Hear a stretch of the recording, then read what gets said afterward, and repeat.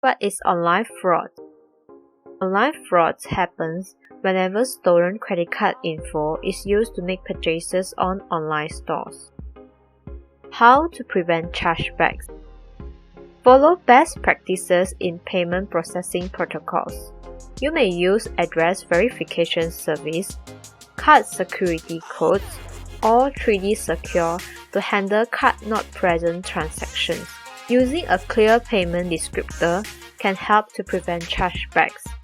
You will need to make sure your payment descriptions like merchant name and other details is clearly identifiable to your customers. In addition, you will need to improve your customer service. Respond to your customers quickly if they have any problems. There is a need to check for duplicate orders. Perform checking for duplicates daily and voiding them as soon as possible. It is good to verify your orders by using a fraud prevention service. By using a fraud prevention service like FraudLabs Pro, it screens all your orders and performs fraud validation. Protect your online business with FraudLabs Pro for free.